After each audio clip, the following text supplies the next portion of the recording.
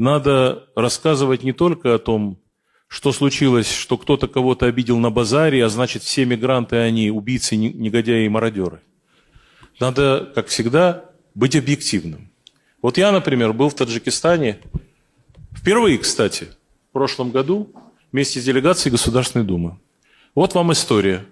Поселок Шухроп в Таджикистане, бывший поселок шахтерский, в котором все разработки прекратились, все, работы никакой нет, несколько тысяч человек живет.